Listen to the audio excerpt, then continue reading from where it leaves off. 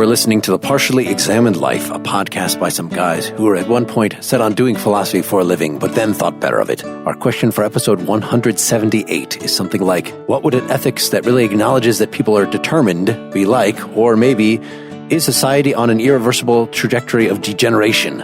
And we read Friedrich Nietzsche's 1888 book, Twilight of the Idols. For more information, please check out partiallyexaminedlife.com. This is Mark Linsenmayer, more last man than overman in Madison, Wisconsin. This is Seth Paskin in Austin, Texas. This is Wes Alwan in Cambridge, Massachusetts.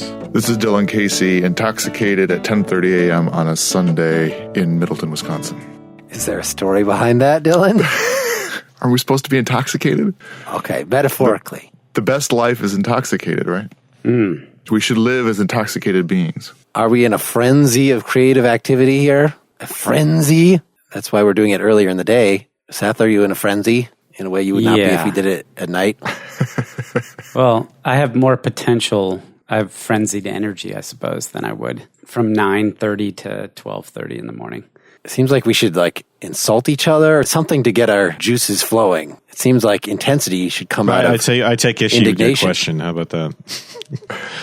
You focused on one little thing from the whole reading, the determinism thing. Why not just something like, is morality good for us or something like that? Well, let's give so as introductory words, those were two things that I thought were unique to this reading. This is one of his last readings. He wrote it in just over a week in the late summer of 1888. So some people take it as a good overall summary of his philosophy. And we do have a lot of the same themes. Morality is despisure of life, and what is our proper connection to the instincts, things like that we've seen in many of his other works that we've already talked about in other podcasts. The two themes that I articulated from my questions were things that I thought were unique to this work, which are the emphasis on freedom of the will is an illusion. And so given that he is very much in favor of values, he can't just say, choose life or something. It can't be a matter of choice. So trying to articulate his ethical views as compatible with determinism seemed like an interesting question to me.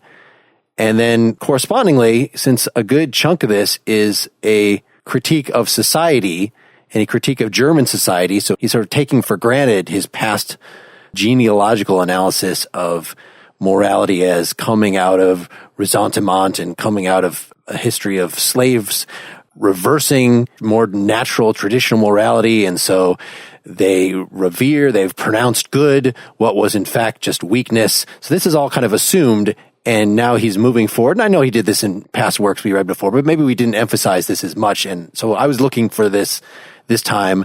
I was trying to think about what would Nietzsche be like as a critique of today's society, of the social justice warrior stuff and the Trumpism and all this. Would he be an Andrew Sullivan? Would he be there are many other choices one could focus on, who would be an analog of Nietzsche, whereas previously I felt like a really important thing for us, and I in fact just did this yesterday. Folks can listen on Christmas Day or something. This episode of this other podcast, the Panpsycast, will be coming out, where I appeared as one of four people giving a general introduction to Nietzsche. And as with our earlier episodes here, on that, my emphasis was Nietzsche is not a Nazi. You should give him the most sympathetic possible reading and apply what seems useful to your life and sort of discard the rest and just ignore or forgive his obvious sexism and the things that sound racist and all that stuff. Well, I was kind of, just as a change of pace, since this is the sixth time we've dealt with Nietzsche, I was really trying to not just absorb Nietzsche into my own views and try to find, an interpretation of him that I think is uniformly correct, that, represents the modern view of morality or values that I actually ascribe to, but actually come face to face with his genuine weirdness, his genuine otherness, and trying to see what he would say about current social, political conflicts seemed an interesting way of doing that. This is the first time I've read Twilight of the Idols, and he rails obviously many times against systematizers, but in a kind of perverse way. Twilight of the Idols kind of brings together all of the things that he's, genealogy of morals, beyond good and evil, Zarathustra, and it's all kind of summarized in the section History of an Error. So it's exciting that you could read basically a page and a half of Nietzsche and get it highlights what's challenging about Nietzsche, which is he's very attractive when you're 18 to 25-year-old phase where you're looking for snarky quips that you can throw out. There's a reason why he's a favorite of beret-wearing, cigarette-smoking 20-somethings. But at the same time, this is also a work that highlights how you'd need to have a history or a deep scholarship, not only in his work, but in the history of philosophy to be able to understand his references and to get, there's layers and layers of meaning. And so it's wonderful in the sense that it kind of highlights all of the joys and pains in the ass, as Mark pointed out, about reading Nietzsche, and that it's shallow and it's deep, it's profound, it's sexist, it's, it's all of the things in one. And so I like the idea of anchoring an understanding of Nietzsche's project, which is in itself would be sort of abhorrent to him, talking about him having a lifetime project, but he himself brings that interpretation to bear in the way that he talks about his previous work and kind of brings it all together in that section, History of an Era. I don't know from a recommendation standpoint if I would tell people to start with this or if this is the place you end up. It reminds me of when we were reading some of the other systematizers like Levinas, like Spinoza, where we were coming to these works that were later in life, that were more popularized, that were more intended to kind of synthesize a lot of the other work that they had done. And I wonder if Nietzsche isn't falling into the same pattern. But there's much, much, much in this text to get excited and interested about and to get outraged about as well.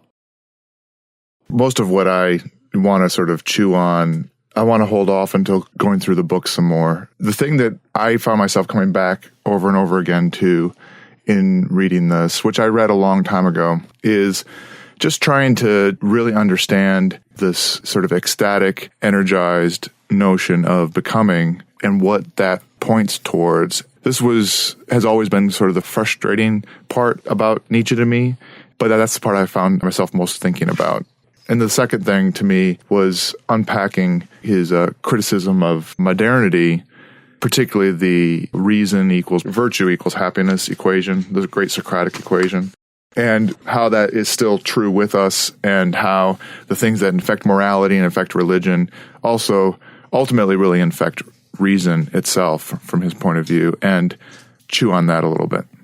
I guess I should say that I've been very influenced by Nietzsche's critique of morality. I think of him as the defense attorney for instincts or instinct.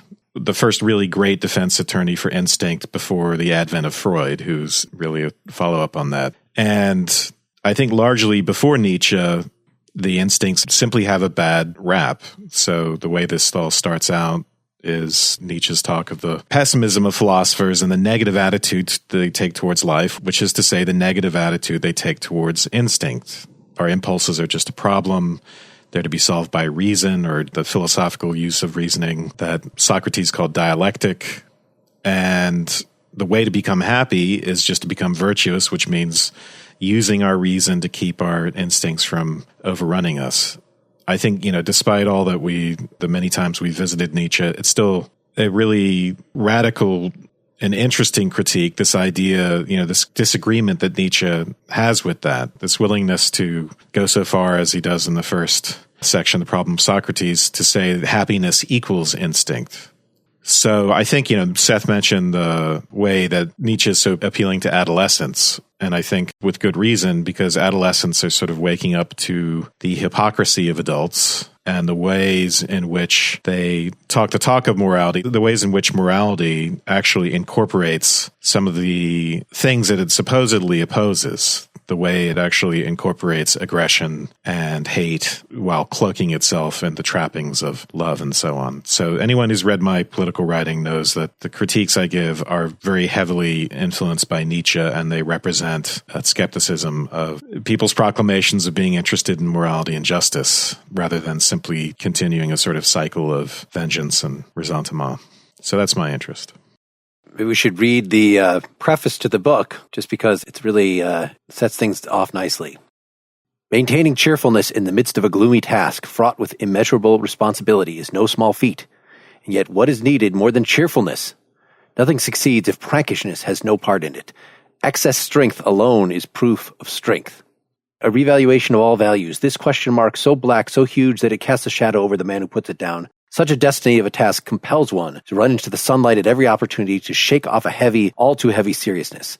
Every means is proper to do this. Every case is a case of luck, especially war. War has always been the great wisdom of all spirits who have become too introspective, too profound. Even a wound there is the power to heal. A maxim, the origin of which I withhold from scholarly curiosity, has long been my motto. The spirits increase, vigor grows through a wound. So what are we doing here? This is his style, typically of him, is prankish. It's going to be a little snarky, but we already have right in here a couple of the very last line of the whole book is, make yourself hard. So the fact that he's talking about war right here, this little essay is a great declaration of war and regarding the sounding out of idols. This time they're not just the idols of the age, but eternal idols, which are touched with a hammer as with a tuning fork. There are no idols that are older, more assured, more puffed up, and none more hollow.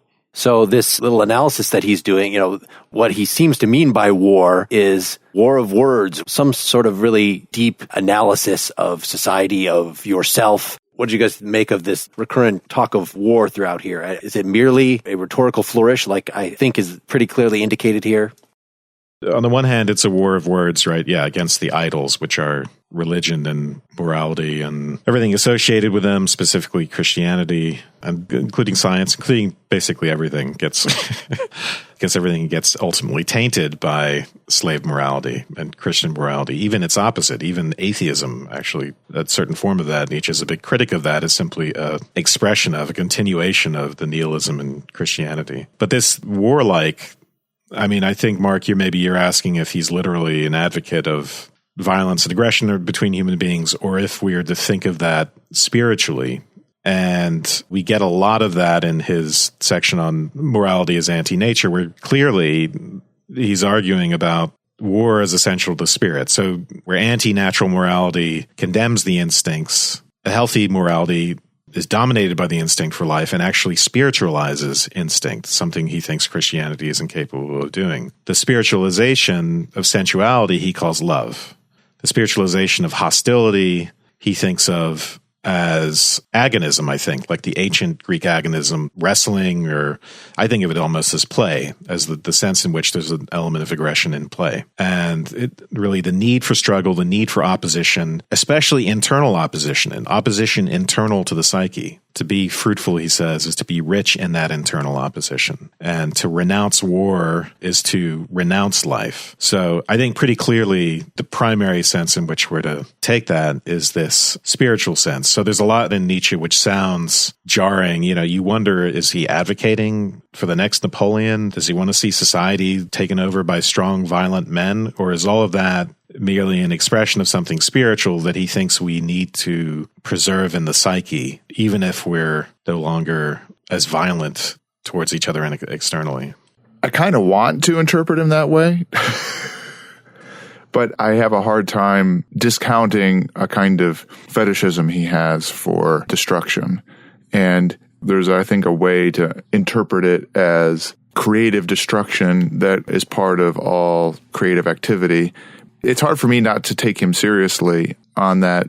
I'll just use the word again, the fetish of great men and great acts as being the sign of great creativity, even if they're nominally appalling, and that he sees great source of becoming in all those things. And to me, adjudicating that in terms of what it would mean in terms of the activity of society and what it would mean to live in such a place and his judgments in those respects, for me, it's hard to tease out, because I felt more reading this book than ever before in reading him, how much he is reacting to the times, or wondering if he isn't in great part reacting against his times, which he probably would admit to, that, in his critique of contemporary society, that there's something deeply decadent about it, and that he's just feels a straitjacket of contemporary society that's bad for individuals, bad for the flourishing of human beings. And so there's this kind of overflowing of the sense of conflict as being good, because there's so much push against conflict. But I don't know how seriously to take what seemed in a plain way to open the door. There are points where he praises cruelty for cruelty's sake and stuff like that. And I take that all sort of part of the criticism of typical morality and the laying aside creation and destruction as being similar activities. And I guess I just don't know how to take it. If I take it at face value, it seems not dangerous isn't the right word, but it seems unmoored in a way that belies his discussion of, his praise of nobility and his praise of being one's own whole self and these kinds of things. So I'm going to point us to number 36 in the first section. Are we immoralists harming virtue? No more than anarchists harm princes. Only because the latter are shot at do they once more sit securely on their thrones. Morality must be shot at. So my interpretation of his notion of war and his veneration of great figures that, I'll just say, challenge the orthodoxy, right, is it's a question of responsibility. So Nietzsche says several times throughout this text and in other places that you have to be willing to acknowledge what and who you are and not pass that responsibility off to a third party. So it's Christianity says, oh, you're a sinner, and then wants you to apologize for that sin to this authority, this God. And he's saying, no, you have to embrace and acknowledge the parts of you that are uncomfortable to think about and uncomfortable to embrace. And I think, in a certain sense, the great man theory that he advocates, the noble virtues, are about that same dynamic playing out at the societal level versus the individual level. But one of the key messages here is that, look, if your virtue is never tested, then you have no real virtue at all. And so for me, the concept of war, at least in this text, is related to the notion of the testing of virtue, whether it be an individual looking at themselves with that kind of immoralist view, or if it's the individual, he doesn't have a concept of movements per se, but the individual challenging society and shooting at the virtues of society or the morality of society. Yeah, so he elaborates on the need for opposition. This idea of political princes staying on their thrones only by way of war. So again, the section on AntiNatural Morality, section 3, just want to read a little bit from that. Almost every party understands how it is in the interest of its own self-preservation that the opposition should not lose all strength. The same is true of power politics. Just skipping down a little bit, our attitude to the internal enemy is no different. Here too we have spiritualized hostility. Here too we come to appreciate its value.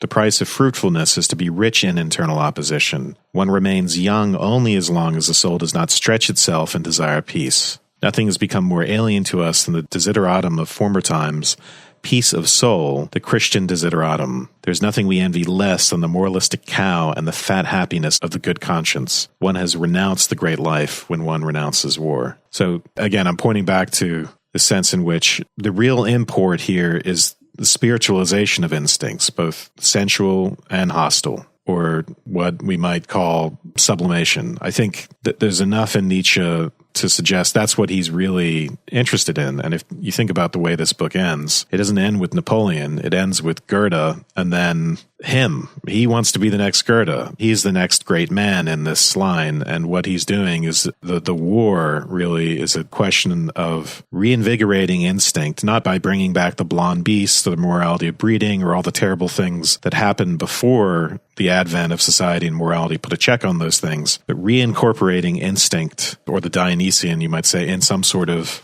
constructive way, reincorporating spiritualized instinct, not just raw instinct that does what it wants. And there's lots of places in here where he warns you against thinking that he's just calling for laissez-aller, do what you want, just follow your instincts completely. Your instincts, they have to be the right instincts. That's actually really good, Wes. And this question of the spiritualization of instincts and the kinds of instincts they are, and that they're not the raw instincts. One of the things I was making notes to myself about, again, is this question of what is that form of becoming? And I agree, our instincts aren't raw for Nietzsche. I was trying to understand what that refinement meant, what it looked like, and what were its pieces. And I frankly found myself having a hard time finding out what that was, other than a kind of pointing to it. And maybe that's all it is, right? But I found it very frustrating in that respect. Yeah, I think the positive part of this is frustrating because we don't get to be geniuses and great men. So what's in it for us? If this is a self-help book, if we were to think of this as self-help in some sense, or think of this as having something constructive for us. And we get to the point where he's talking about Napoleon and Goethe and himself. That sort of elitism leaves us out. Is that what you're talking about? It's frustrating, or? Well, that might be, but you just articulated it in an interesting way to me, that what does Nietzsche have to say about all of us as a whole, as opposed to the ones that are great geniuses or could be? Does he have anything to say to all of us at all? Or is his railing against morality and religion and all the rest of it a cry against the tamping down of great genius without really caring about how it works for everybody else? In some ways, he's deeply anti-democratic, and it may be that part of the problem is that, let's say you just said, okay, yeah, there's a big problem with religion and morality, but at least it keeps the peace, right? On the face of it, he seems to just think that's just terrible, and that is not worth having either of those things, because they cause great problems for great men, and he would pull the lid off that. And it's not clear to me that he doesn't care about the question of social stability, or he doesn't think that the cost of social stability that morality and religion have overshot, that it's really all about oppression, and that's true for all the individuals as well as the great men.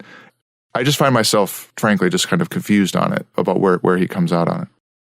So just one of the places where he talks about, you can't go back. So what he's not calling for is simply a return to something prior. So in 43 of Skirmishes, he says, a reversion, a return in any sense or degree is simply not possible. And then a little farther down, no one is free to be a crab, as in no one is free to go backwards. Nothing avails. One must go forward, step by step, further into decadence. That is my definition of modern progress. So decadence is progress, but his opposition to progress doesn't mean going backwards to something better that preceded it. It means going forwards through it.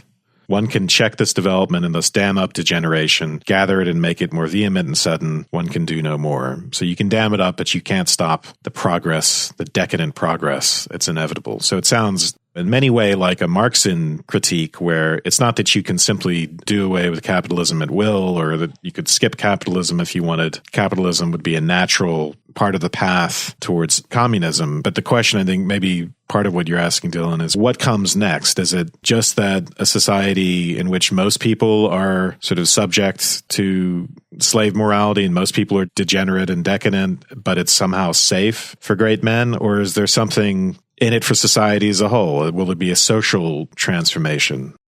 So I think that Nietzsche is committed in not a trivial way to a notion of class. And he's anti-democratic, not in some abstract theoretical sense, but in the sense in which his concept of class, that the working class or a lower class, whether it be plebs or workers or whatever, carry with it a slave morality that by its very nature will overthrow noble values. So he's anti-democratic politically simply because a class of Democrats, a class of the majority, will necessarily bring with it values which overthrow. Well, they undermine freedom, ironically, is ultimately his argument. Liberal institutions undermine freedom. Well, yeah, that's a whole different, I won't say it's a whole different, but to me that he's making a point there about the difference between the struggle to reach a place and then once you reach a place that, again, going back to that notion of war, that liberal institutions, while they struggle to implement, are struggling in favor of freedom, but once they're there, they're actually anti-freedom, anti-liberal. I just think that Dylan, trying to get back to that point about his political point of view, he's anti-democratic in a very fundamental way. There's a part in here where he says, when I travel abroad, people ask me, who are the great German thinkers? What are the great German books? And he says, Bismarck, right?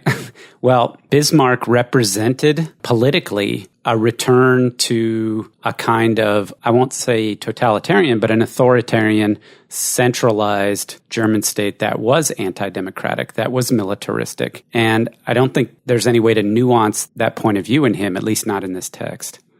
Let me read the passage about liberalism that you're referring to. This is 38 in the Skirmishes. So the Skirmishes is like the whole second half of the book, just for listeners, which are a bunch of little essays that are kind of one-off. You know, sometimes a couple of them are grouped on one theme, but for the most part, they're little kind of blog posts. My conception of freedom, the value of a thing sometimes does not lie in that which one attains by it, but in what one pays for it, what it costs us. I shall give an example. Liberal institutions cease to be liberal as soon as they are attained. Later on, there are no worse and no more thorough injurers of freedom than liberal institutions. Their effects are known well enough. They undermine the will to power, they level mountain and valley, and call that morality. They make men small, cowardly, and hedonistic. Every time it is the herd animal that triumphs with them. Liberalism, in other words, herd animalization. So that's hardly an actual argument, and he doesn't really say anything more about this. He only mentions democracy a couple times in here. Well, in the next section, he mentions democracy directly. So 39, critique of modernity. Our institutions are no good anymore. Once we have lost all the instincts out of which institutions grow, we lose institutions altogether because we are no longer good for them. Democracy has ever been the form of decline in organizing power. And then he says, in order that there may be institutions, there must be a kind of will, instinct, or imperative, which is anti-liberal to the point of malice, the will to tradition, to authority, to responsibility for centuries to come, to the solidarity of chains of generations, forward and backward ad infinitum. So I think pretty clearly the anti-liberal stuff and the anti-democratic stuff are connected, and they're connected to this whole idea of opposition and struggle, the sense in which that ceases once the institutions are established, and the way in which that kind of laxity, that kind of rest is bad for us. It's like not getting any exercise. So I was trying to compare this to Burke. Mm-hmm. You know, Burke is not committed to violent change. In fact, he's really doesn't, thinks that the stability of the current institutions, which are pre-democratic, the ones he's referring to really, is a good thing. At the same time, the fact that power was concentrated in a nobility, and the nobility then was actually able to do things, to create things, to care about a legacy in a way that if everything is purely democratic, then you get a lot of squabblings. You don't get really amazing things done. You get this is what he doesn't really go into. Why does he think that they undermine the will to power, they level mountain and valley and call them morality? So it sounds like he's thinking that the democratic are immediately going to, as soon as somebody gains a lot of power or money, they will take it from him and distribute it to everybody else. Like they'll do stuff like that. They'll trim the tall stalks of wheat. They'll bring everybody down to size. The examples he gives in this section are libertinism, basically. He says irresponsible living is called freedom. And remember, this whole section is about freedom and what he thinks of as freedom. And he gives specifically the example of marriage, which the whole point of marriage is indissolubility. And the institution, once that's done away with, once you can just get divorced really easily, the institution itself is dissolved. There's no point in it. And he even opposes getting married for the sake of love, because that's not the point. And love fades, but marriage is supposed to be indissoluble. He thinks you could found it on property, the property drive or the sex drive or status or things like that far more stably than you could on love. And I think he's demonstrably, empirically right about that. And then he does the same thing with labor, where he sounds like once you start giving labor the right to organize and vote, you make them unhappy with their state and you essentially destroy the institution. That section you talked about on marriage, Wes, there's an analog in there where he says, at some point in the text, he's talking about the English, and he says, you can't be an atheist but stick with Christian morality. Once you get rid of the idea of God. George Eliot, yeah. Yeah, he's got some, there's quite a bit of fantastic invective in here. But with respect to what you were talking about, Mark, this notion just prior to the section you read, in section, I believe it's 37, he says, equality as a certain factual increase in similarity, which merely finds expression in the theory of equal rights, is an essential feature of decline. The cleavage between man and man, status and status, the plurality of types, the will to be oneself, to stand out. What I call the pathos of distance, that is the characteristic of every strong age. And later on in the book, he says, it shouldn't be everybody is treated equal. It should be everybody's treated as appropriate. He says something like equality for equals and inequality for unequals. So acknowledging that people are unequal is not a veneration in itself of nobility or the top, this kind of great man theory, but it's a violation against nature, which is kind of what is the central theme of the book in some respects, that instinctually, if you look at nature, if you don't accept a leveling Christian value, it's obvious that people are unequal, and we should acknowledge that inequality and address it as such. Some are herd Some are superior, some are leaders, some are warriors, some are not. And the violation comes in trying to ignore that. I like the comparison to the earlier parts to the overall. You can't ignore the genealogy of something. So you can't think that your current moral intuitions somehow just come from human nature. They come from a specific historical process, and the history of ideas are such that they came from Christianity. And once you take the God piece out of that, then really the rest has to fall. And so that's what he's talking about with these other institutions. So marriage, which, he also, Wes did not read the most obnoxious part of it. The rationality of marriage, that it lay in the husband's sole judicial responsibility, which gave marriage a center of gravity. Well, today it limps on both legs. So in other words, the marriage was founded as something that was not equal. It was not a relationship. Yeah, the woman as property. Yes, exactly. But again, the solution is not, it's degenerated, let's go back to, once the woman's consciousness is raised, once she is attained full personhood in terms of being treated that way, having the self-consciousness, being a full participant, then we have to somehow move forward. And it's the same with this labor question. He says at the end of it, I ask once more, if one wants an end, one must also want the means. If one wants slaves, then one is a fool if one educates them to be masters. So the solution is not that the working class should no longer be educated. I don't think. It's that we've already started this process where education is more widely available, but yet we want to not fall into this trap. The current state, elsewhere he talks about the fact that higher education is more widely available, means higher education is just sort of churning out people that will be fit for political service. It's about mediocrity. So it's not, we must reassert the inequality of people. It's, if we're going this direction, I think at least a profitable interpretation of Nietzsche is that one needs to take these developments and be creative and spin out what should be the next stage. That's right, but he's also pointing out that a kind of freedom is born out of constraint. That mere freedom, lack of constraint, is decadent and also sort of antithetical to true becoming. And I think that points back towards this notion we talked about earlier of there being a kind of deep determinism and contextualization of people. He sees that as something that needs to be acknowledged. And again, the very strength of our freedom comes out of opposition, and that's where the energy of it comes from. It's unclear what that means, except in kind of pointing to what the next stage is after you've, as Mark pointed out, that the point is not to go backwards and reinstitute old constraints because they were better for us. It is to understand those, get our new freedom going forward. And I think it's worth emphasizing. So I see the sections on where he's going on about my conception of freedom is 38 to 41. And in 41, towards the end of that, he gives us a pretty frank statement that he does not mean the abandonment to instincts. So freedom, which I do not mean. In times like these, abandonment to one's instincts is one calamity more. Our instincts contradict, disturb, destroy each other. I have already defined what is modern as physiological self-contradiction. Rationality in education would require that under iron pressure, at least one of these instinct systems be paralyzed to permit another to gain in power, to become strong, to become master.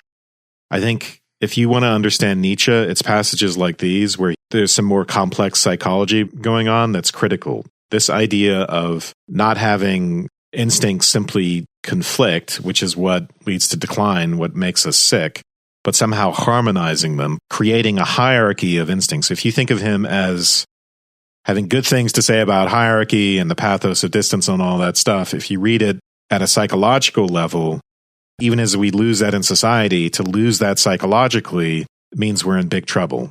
So this idea of one master instinct system or some hierarchy of instincts, I think, is really important.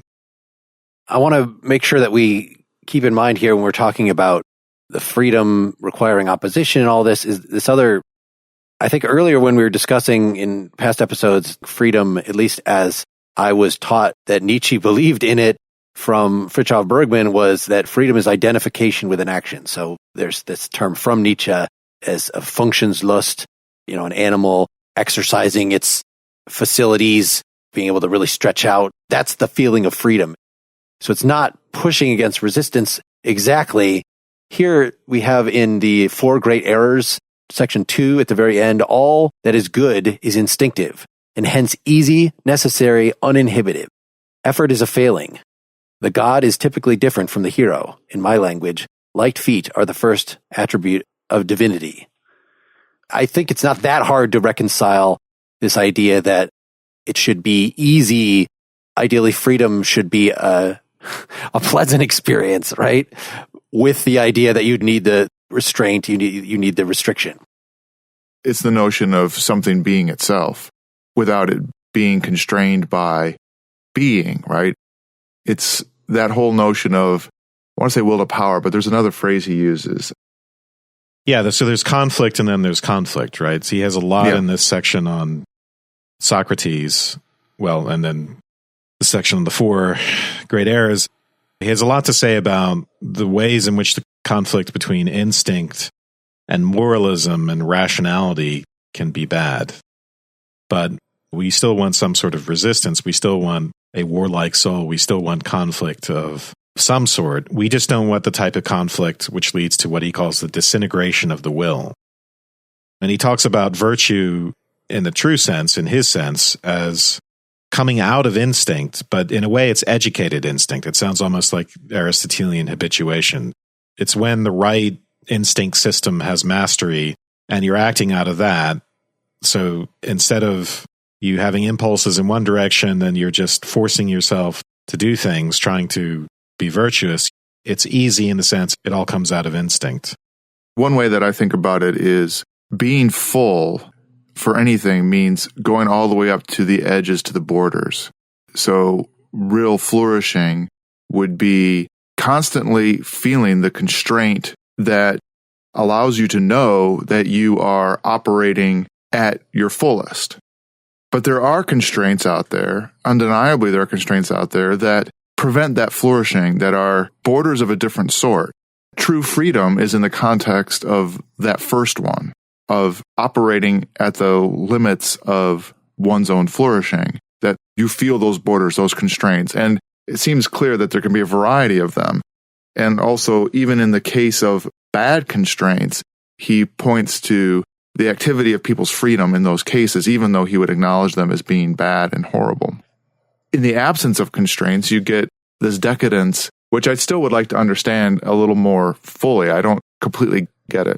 But the oppression that you have that really destroys the flourishing of human beings is, well, I guess the question is distinguishing between those borders that come from the limits that we have sort of intrinsically out of our own beings, on our own instincts, and the ones that are pressured onto us that prevent our flourishing. Are they differences in kind between those constraints, or are they just incidental differences? Have you guys read the full quote there from section 38 about freedom and its relationship to war and constraints and all that? You can read some more, yeah. Okay. For what is freedom? That one has the will to assume responsibility for oneself. That one becomes more indifferent to difficulties, hardships, privation, even to life itself. That one is prepared to sacrifice human beings for one's cause, not excluding oneself. Freedom means that the manly instincts which delight in war and victory dominate over other instincts, for example, over those of pleasure.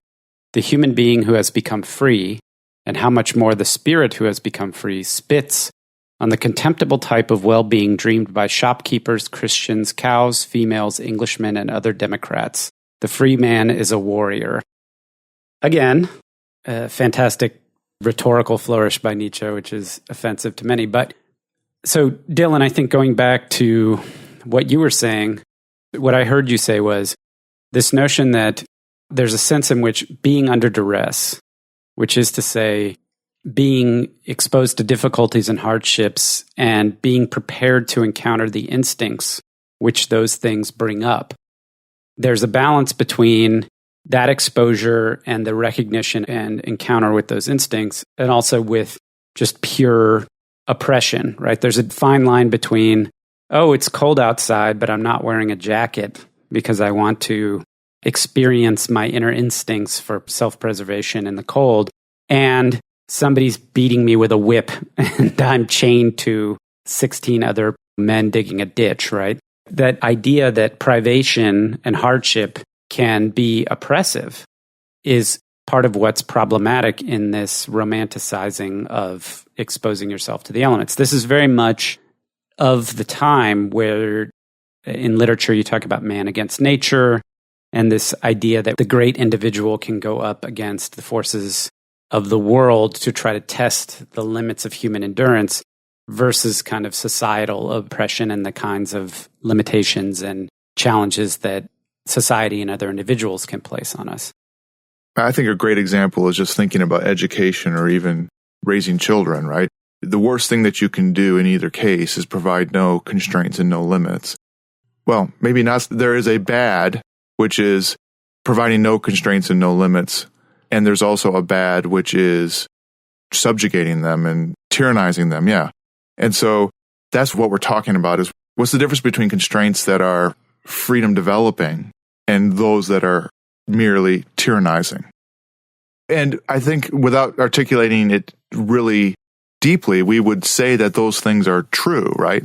That in fact, the kind of decadence he's talking about, modernity, is like the decadence of a poorly raised adolescent brat.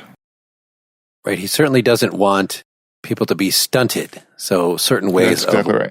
Whipping them down. He talks about training dogs. This is in the section of the improvers of mankind, I believe. Does anybody think that the dogs are being improved by being squashed down in this way? So that would be a kind of, there's certainly many kinds of suffering that are like that do not make one stronger. So I think what's interesting, in just pivoting off of that, is the ways in which his claim is that virtue, right, is the effect rather than the cause of happiness. The four great errors is he's really concerned about the confusion of cause and effect. It's not that virtue is the cause of happiness, it's that actions have their source in a kind of physiology and instinct. They don't have their sources in what we're commanded to do in these thou shalts and thou shalt nots and what we can do to ourselves with reason and philosophical reasoning about morality. They come from a deep place, our actions. And we'd already have to be happy to be doing the right things. And, again, this is the section where he's saying that it's not that the instincts aren't curtailed enough by thou shalts and thou shalt nots that leads people to do bad things. It's that the will or the instinct has simply disintegrated. Then you have to ask what leads to the disintegration of the will. And in the sort of narrative that he gives about Socrates, it's as if there's two types of decadence. The one that precedes, and actually he gives this account also in Morality as Anti-Nature. You begin with these anarchic, unruly passions, what he calls them disastrous and stupid making, before we get to the point of spiritualizing them. And you can be decadent in the sense that you could just simply be ruled by instinct and ruled by passion in an unconstructive way. And then the decadence that follows on that, the second kind of decadence, is the one that overreacts to them and tries to tyrannize them. It just makes things worse. But then you have to ask the question, how does this all start in the first place? So when Socrates arrives on the scene, the Greek society, he says, is already in decline. He is there offering himself as a cure and offering dialectic as a kind of cure to a decadence that already exists. And of course, he's just fighting decadence with decadence. But then the question is, and I don't think this is something that Nietzsche ever really addresses, where does that decadence come from in the first place? Where does that anarchy of instincts come from in the first place?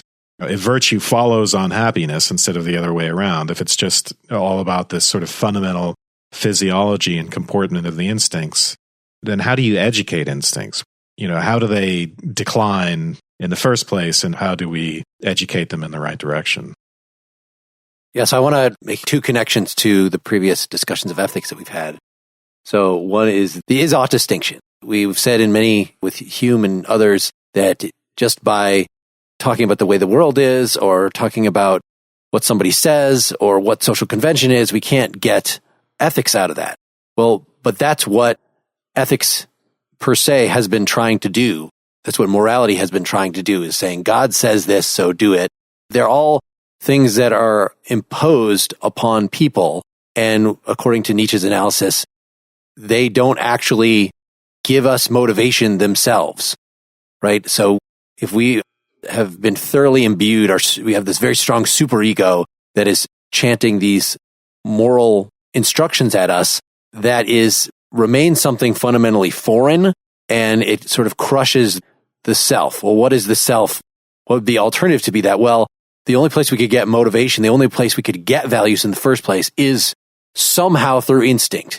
And like Wes was just saying, instinct by itself is just a chaotic mess, and it's not going to give us what we would really like out of values. But we need to tamp down this overreaction, which I will disagree maybe that Socrates was just making it worse. Like the way that Nietzsche says it is, the society was so degenerate at the time that Socrates came along that he was needed. When the first kind of degeneration can be bad enough, the first kind of decadence, that you need someone to come down and stamp all over your instincts because they are just out of control. So I would say it's sort of the next dialectical step.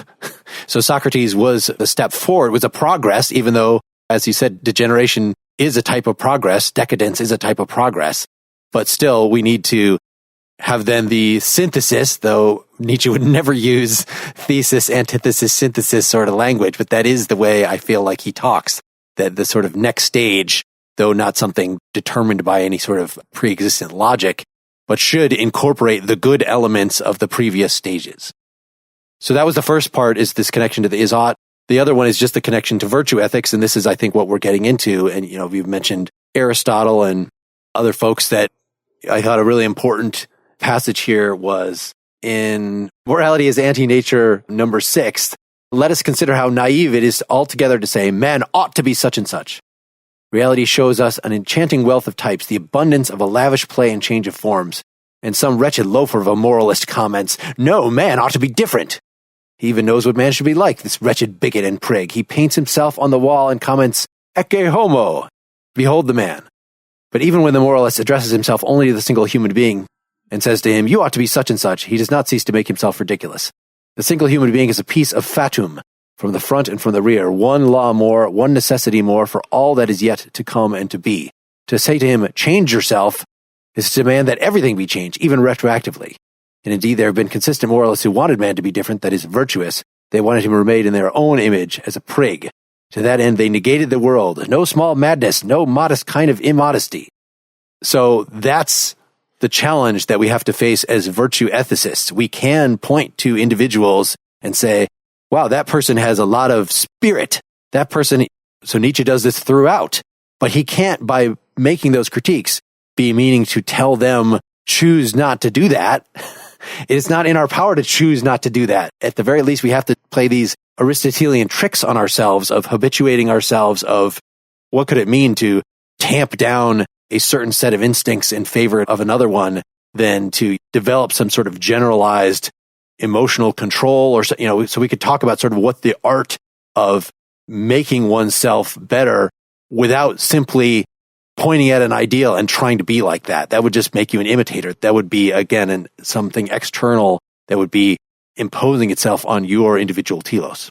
And Mark, just the way this is sort of getting us towards what you wanted to talk about near the beginning of the podcast, this sense in which he, in section 8 of the 4 Great Errors, he basically says no person is responsible for who they are, for what their qualities are. They're simply the effect of this kind of web of natural deterministic causes for the whole universe. And he says the fatality of his essence is not to be disentangled from the fatality of all that has been and will be. We are a piece of fatefulness necessary. And then he says something that he repeats this sort of theme, that we actually can't be evaluated in some sense. We can't be held responsible, and we can't be evaluated, because to do that, we would have to evaluate the whole of life by standing outside of it, and that's something we can't do. We'd have to sort of live everyone's life or experience every possible life, stand outside life as a whole, and then be able to render judgment on it in order to develop a moralistic kind of Christian system of values where we could condemn ourselves and condemn our actions. Whereas for Nietzsche, we have to recognize that it's life values through us. And we can't do anything about that. In a way, it's saying that we have to, in some sense, take our guidance from instinct. That's where values come from, not from these sort of external judgments upon instinct. So maybe we should keep going with the idea of judging life as a whole. That seems to be the place where Nietzsche diverged from Schopenhauer, right? That they both had this picture, at least early in Nietzsche's career and in the part of Schopenhauer that we read, of the world as a chaotic, conflicted place, a picture of the will. The world as will, is thrashing about. And that's underlyingly what reality is. And while Schopenhauer then wanted to escape from that, right, his idea of what art should provide for us is sort of a rest, a haven away from that conflict. Ultimately, ethics is going to be renunciation.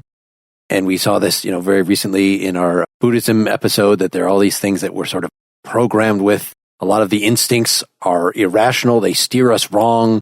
We need to not tamp them down with the force of our will, but we need to somehow overcome them. We need to observe them, kind of rise above them, and no longer let them control us, which of course maybe has the possibility of leaving us not strongly wanting anything, which according to Robert Wright in our recent Buddhism episode was maybe not so bad. At least it keeps you from being a horrible person. But Nietzsche seems like he wants to say, no, life is conflict, but that's good. And we can embrace that. In this work, he's giving that a little more subtlety that, strictly speaking, you can't judge positively or negatively regarding life as a whole. Like, those kind of sentiments just don't make any sense. There are 3 places where he kind of reiterates this. I think it's worth just reading them really quickly. The first one is in The Problem of Socrates, section 2, where he says, "These wisest men agreed in some physiological respect, and hence adopted the same negative attitude to life, had to adopt it. Judgments of value concerning life, for it or against it, can in the end never be true. They have value only as symptoms. They are worthy of consideration only as symptoms. In themselves, such judgments are stupidities. One must by all means stretch out one's fingers and make the attempt to grasp this amazing finesse, that the value of life cannot be estimated, not by the living, for they are an interested party, even a bone of contention, and not judges, not by the dead, for a different reason, ha ha ha. For a philosopher, to see a problem in the value of life is thus an objection to him, a question mark concerning wisdom and unwisdom." The second place is in Morality is Anti-Nature, section 5, where he says, "A condemnation of life by the living remains in the end a mere symptom of a certain kind of life. The question whether it is justified or unjustified is not even raised thereby. One would require a position outside of life, and yet have to know it as well as one, as many, as all who have lived it, in order to be permitted even to touch the problem of the value of life. When we speak of values, we speak with the inspiration, with the way of looking at things, which is part of life. Life itself forces us to posit values. Life itself values through us when we posit values." And then, so the kind of morality he's objecting to is the way that declining, weakened life values through us. And then finally, in the 4 Great Errors, section 8, I think I already read some of this, but one is necessary, one is a piece of fatefulness, one belongs to the whole, one is in the whole, there is nothing which could judge, measure, compare, or sentence our being, for that would mean judging, measuring, comparing, or sentencing the whole. But there is nothing besides the whole. So that's the 3 places where he advances this thesis, which I think is a really interesting, philosophically complex thesis about whether we can actually render value judgments which run against life, which run against our instincts. And of course, we have to keep in mind, since he's engaged in a reevaluation of values, he is taking a critical stance, at least towards a certain kind of value system. I don't know if there's a contradiction there or not, but again, the primary thesis here is that we can't judge life. You can't judge life, but the act of judging is part of being alive. There's a kind of tension which is sort of audible, I think, but it's that we can't sit in judgment, but we have to sit in judgment. It's like having values and making value judgments is part of what we are as human beings. Let me put this maybe a little more precisely, because I think the idea is we can't take any given instinct and say, well, that's bad. That impulse is bad. Because our whole conception of what's good and bad simply arises out of the instincts. There's an equation between Nietzsche of life and instinct. So we actually have to take our guidance from instinct in some sense. We can't just stand above it and make a wholesale rejection of any given instinct. That doesn't sound right. It's any given instinct. I mean, there are lots of instincts that are stupid, and the way that we know that and we can marshal forces against them is, other instincts. So basically we have conflicting desires. And so I don't think he has impulse, you're talking about impulses now. I mean, I think we'd probably think of instincts as more basic, like the instinct, what he talks about later is sensuality and hostility. But specific impulses, could be all sorts of things. So I want to bring this part of the conversation back to his discussion of Socrates. So to that section, you were talking about the problem of Socrates, Wes, because I think it's interesting and illuminating on this point. So at the beginning of the problem of Socrates, he says, this is a quote from section 1, "About life, the wisest men of all ages have come to the same conclusion. It is no good. Always and everywhere, one has heard the same sounds from their mouth, a sound full of doubt, full of melancholy, full of weariness of life, full of resistance to life." And he talks about Socrates. By the way, that is just one of the great beginnings of any philosophical text. Yeah, no, there's no doubt whatsoever.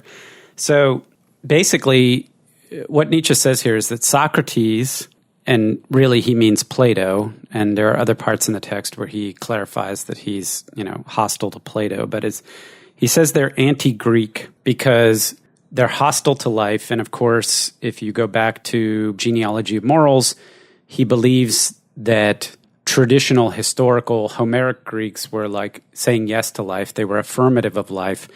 And this can be summed up in the notion that Greek society at the time of Socrates was declining, and Socrates proposed as a cure the notion of reason, of dialectic, as a substitute for the physical and other kinds of political contests that used to characterize Greek society. At least this is Nietzsche's interpretation, right? That if you think of the Homeric society where there were contests, both physical and spiritual, that were happening all the time, Socrates substitutes dialectic and reasoning as a contest to try to reinvigorate the Greek spirit of contest and struggle in an age when that kind of notion of physical struggle or individual political struggle was no longer possible. So he presents himself as the cure with reason, and he then presents the equation, this reason plus virtuous action will end up equaling happiness. And so the connection to instinct for Nietzsche is to say, no, we have to invert this, that in fact, people who are disposed to be happy, who ultimately act virtuously. And again, Socrates is the first one who does the inversion. And in fact, this is the place, at least in my reading of Nietzsche, which is limited, the first place or the only place that I know of where he explicitly connects Plato with an inversion of values, which then gets absorbed by Christianity. And I believe he actually says in this section, even now, Plato was talking about the good as this, transcendent and connecting it to the notion of God. So the instinct is not necessarily this manifold of instincts, Mark, like you're talking about. And you have to judge some instincts are good or some instincts are bad. It's the notion that somebody whose instincts are to be joyful, are to be happy, are to be a Dionysian, will act virtuously. And to say that you can dictate somebody's instincts through action and reason is an inversion and a perversion of the actual order of causality. And this is how it connects to the section on the 4 errors or the 4 causes of error. Yeah, we should say that the way dialectic and reason are supposed to work is that we use them to rule instinct, and that's what makes us virtuous, and that's what makes us happy under this model. So what does reason do? that I just want to bring it back to this whole idea of not being able to stand outside of life to judge it. Well, it sets up this other world, right? It sets up a standard of value which is not within this world. This other world in which there are souls and God and things in themselves, all these metaphysical objects, which are somehow supposed to amount to a standard of value, one that rules over instinct and life, but is completely outside of life. And I think that's the objection. When he wants a more naturalistic account, of values where we have to take our guidance from something within life, from instinct in some way or another. It's not, and again, as Mark pointed out, it's not that instincts can't be stupid, as Nietzsche later on says, or stupid making. It's not that they can't be unruly and chaotic and bad for us ultimately. It's just that in figuring out what to do with them, we have to take our guidance from them in some way, in a weird bootstrapping process. We can't simply erect this world outside of life, this metaphysical world or an afterlife even, and even telos at some point he objects to, in order to tell us what we ought to do. Yeah. So Dylan, I think you were interested in the notion of becoming and what it means for Nietzsche. And I think what Wes just hit on is precisely that. So he says this idea that reason, and it's in the next section, reason and philosophy, right? Says, you ask me which of the philosopher's traits are most characteristic. For example, their lack of historical sense, their hatred of the very idea of becoming, their Egyptism. Yep. They think that when they show their respect for a subject, when they dehistoricize it, subspecie aeternatus, when they turn it into a mummy. And so reason, which creates a quote-unquote true world, which is somehow, as Wes said, abstract, transcendent, dehistoricized, static. Not temporal, not alive, not growing, not procreating. Yes, empty. And then they contrast that to the quote-unquote apparent world, which is the world of the senses that's actually becoming, right? That this is the great error in the history of philosophy and the great error in the history of Western thought, which gets first concretized by Plato and then taken into Christianity. So I don't know that throughout the book we get a strong sense of what it would mean to embrace the senses in the history and embrace becoming, but his criticism of substance ontology, if you will, is two things. One is it's ahistoricizing and abstracting from lived experience that we get from senses, which is also connected to our instinctual reaction, our being in the world, if you will. And then simultaneously that then sets up this dichotomy between the apparent and the real, which is false, which causes a whole host of other problems like prioritizing the good, the true, the perfect, right? And they're so empty, the emptiest of which is God, the thinnest and the emptiest notion.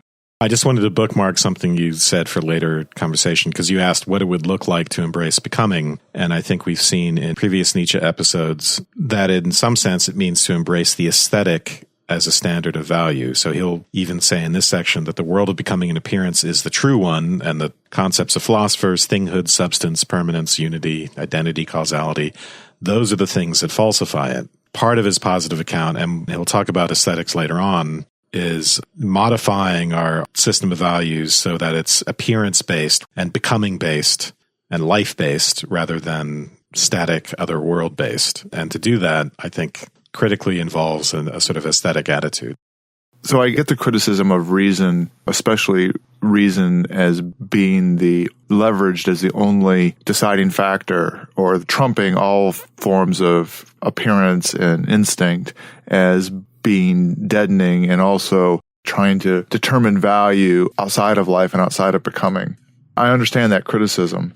What I find a little bit strange, and maybe this is partly unfair, is the notion that our instincts don't include reason, that what we are in becoming human beings doesn't involve that activity as well. Okay. And maybe it's really reason is a pejorative in this case, and you would want to use a word like thinking and not sully it with the baggage of the history of terrible philosophers and call it reason. But that activity of becoming and its organic nature born out of us unequivocally includes that activity as being of our thinking and our reason and our figuring things out. And yes, it may be a kind of corruption of it where reason is taken to be an external judge, rather than being something that comes out of us ourselves and is part of our activity evaluation and a part of our aesthetic. But it rings kind of strange to glorify the apparent when what is actually the apparent gets refined over time by our thinking about it. Let me put it this way. What is the apparent isn't plainly apparent. What is the apparent gets filtered through our reason and our thinking about it. And it doesn't come to us pure as something that just arises out of the world, right? It's not that simple. It's more complicated than that. And it's more sophisticated than that. And to me, it's part of our actual activity of becoming involves it. And so that's part of the tension that I have. I understand the criticism of the deadness of a life dominated by reason that Nietzsche is pointing to in the way in which it's a kind of a decadence. On the other hand, the glorification of the apparent and the instinctual, unless it's meant to be sort of hyperbolic, seems to remove the part of our souls and our being attached to our reason and thinking that makes that becoming possible in a way that it isn't true for other kinds of creatures. I think there is an answer for you in the text. Whether it's satisfying to you, I don't know. But if we go to the section where he talks about the Apollonian versus the Dionysian. Sure. What is the meaning of the conceptual opposites which I have introduced into aesthetics, Apollonian and Dionysian, both conceived as a kind of frenzy? The Apollonian frenzy excites the eye above all, so that it gains the power of vision. The painter, the sculptor, the epic poet are visionaries par excellence. In the Dionysian state, on the other hand, the whole affective system is excited and enhanced, so that it discharges all its means of expression at once and drives forth simultaneously the power of representation, imitation, transfiguration, transformation, and every kind of mimicking and acting. Now, he's talking here about arts, so he's, trying to contrast arts, but I think this gives an answer to you, Dylan, about the criticism of reason and the notion of reason as we know that in other things we've seen, right? There's this association of the philosophical gaze with the power of vision versus the other senses. And I think you could import this distinction between Apollonian and Dionysian into this notion of what does it mean to take reason and to create this static transcendent. It's to hold something up in front of your gaze. And there are other parts in the text where he talks about the projection of ego onto the world, that one of the errors, the error of false causality in the four great errors. He says the will as cause, the ego as cause. It's then you interpret the world as a series of causes. Whereas this notion of what it would mean to embrace instincts and embrace the Dionysian and to embrace becoming would be that the whole affective system would be, as he says, excited and enhanced. You wouldn't fetishize vision. Vision is about this experience of things, not in time, but as substances, as these eternal objects. And so I don't know that this is satisfying, but to me, this is where he was pointing with that particular criticism. This is where you would go with it. And then he tries to link this Dionysian up to music. And, then that connects to Schopenhauer, of course, too. But this idea that there's a way to, it's not conceptualized, but there's a way to experience the world which transcends these static categories and isn't, well, you get what I'm saying. There's also the section called "A Reason in Philosophy," with reason in quotes, which is where he talks about Heraclitus. So he definitely doesn't mean by, Dylan, you were using kind of reason and thinking interchangeably, or, say reason or thinking. Or we might distinguish dianoia or, calculation, and then noesis or reason at a higher level. But go ahead. Yeah, clearly he doesn't think that there's any problem with thinking, and has a whole diatribe on how education doesn't teach people how to think anymore. And so I was brought to mind the whole Heidegger essay, What is Thinking? And I don't want to impose Heidegger's views onto Nietzsche, but he definitely has some very definite ideas of what constitutes legitimate and deep thinking. And, to get into that is to talk about his whole philosophical method. On the other hand, reason we use with a capital R and in quotes. He's clearly talking about the pretentious Enlightenment view of reason. So in Reason in Philosophy, section 2 here, he's talking about reason versus the senses. The senses don't lie. What we make of their testimony, that alone introduces lies. For example, the lie of unity, the lie of thinghood, of substance, of permanent. Reason is the reason we falsify the testimony of the senses. Insofar as the senses show becoming, passing away, and change, they do not lie. there's reason as Kant uses the term versus understanding as Kant uses the term. So as you were saying, Dylan, that just perceiving something in the first place is a matter of putting it in a category, is a matter of imposing causality on it, is a matter of all these sorts of things that Kant just calls the understanding. And he wants to distinguish that from reason, which is a more pretentious kind of... Right. When we get to the antinomies of reason, right, so this is actually really interesting because some of this Kant acknowledges, right, in the antinomies of reason, the extent to, if we reify the field of experience as a substantive ego, we've made an error. So, and we can misuse the categories that sort of stamp themselves onto the raw data of sensuality and create experience. We can misuse them in various ways at the level of reason. But Nietzsche seems to be making a more radical claim, which is that the categories of the understanding, even the ways in which they shape experience, have a falsifying effect. He talks about unity and causality. Causality for Nietzsche falsifies, and that sounds like he accepts, in a way, the Humean skepticism, the thing that Kant, in a way, is trying to rebut, right? There is no such thing as causality. He basically says at some point there's just sort of one thing accompanying another. He's not just agreeing with Kant about the misuse of reason and that creates the antinomies and bad metaphysical ideas like a substantive ego or soul. He's objecting to the more lukewarm stuff that Kant is trying to use to save the concept of objectivity, to say that causality can be objective because the understanding imprints that on experience before we analyze that out of experience. Nietzsche is criticizing even that low-level stuff as, in the sense that we created our appearances, we're creating lies. He's taking a sort of intuitive critique of idealism, an intuitive objection to idealism, that it's sort of falsifying and seemingly accepting that. But I just think that the whole thing is underdeveloped here. Like, I wouldn't even credit Nietzsche with a good knowledge of Kant's distinction between reason and the understanding. No, he's very well versed in Kant. It's pretty clear and on Truth and Lie and other places where he's constantly making little quips about Kant. He even does it in this about us getting back out. He makes a joke, which he also makes in the Gay Science, the same joke about us getting back out of things, what we put in them. That's Kant, and he thinks that's absurd as an explanation of objectivity. For listeners, I would recommend, and sorry to name drop, but if you want to understand Nietzsche's relationship with Kant and also with ancient skepticism, well, for ancient skepticism, you could read our former guest Jessica Barry's book, but for his relationship to Kant, read Nietzsche on Truth and Philosophy by Maud Marie Clark.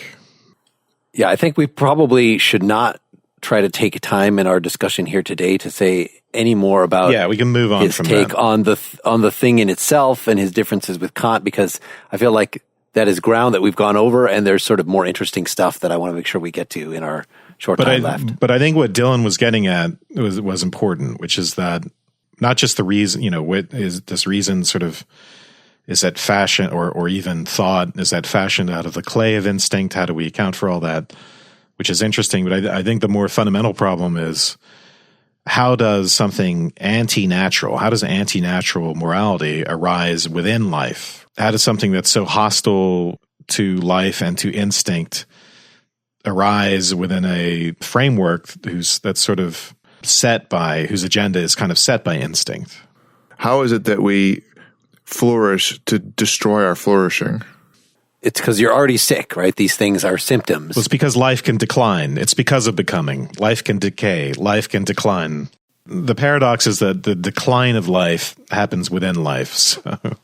So the value system that's a manifestation of decadence, of the decline of life, of decay, of life on its way out, on its way towards death. That's how I think the paradox arises, of something anti-life, anti-natural arising within nature, within life. So I'd like to transition from this. I think I have a segue to talking a little more about kind of, is Nietzsche a nice person? Does he? Which is we had the idea that you can't step out of, you can't judge life. You can't even say life is good or life is bad, really, since there's no possible epistemic standpoint in which we could be to make that judgment objectively, and even if we were sort of God standing outside human life, well, then we have no interest. Like, we'd have likewise no justification for making judgment about that. But you can, however, he uses this phrase, this very modern phrase, you can say yes to life, or you can say no to these various things. And so that's what, as a symptom, these despisers of life, they're saying no to the instincts. They're saying no to life, as a whole and in its various manifestations. We can seemingly, I don't know if we can exactly choose to say yes, but certainly it seems that's an easy thing to, at least the fact that we're using the metaphor of saying, right? It's not merely, okay, if you're healthy and thriving, then you can say yes, sure, but can't you? That sounds like something you could give as a piece of advice, say yes to life. That there's sort of nothing that, because life does not give us sufficient data to judge whether it's good or bad, to determine whether we should say yes or should say no. So it sounds like we have the existentialist sort of freedom to just say yes to it. And so the transition from that is, how open are you going to be to individual things in the world? Are you going to be a crusty old Schopenhauerian critic who is just saying no to lots of individual things? Or are you going to be patient and open and really be willing to consider strange ideas and things that seem objectionable to you? And I think Nietzsche jumps back and forth between those two things, that he, at the end in this, What I Owe to the Ancients, he says his taste is actually to say no to most things, to be very particular.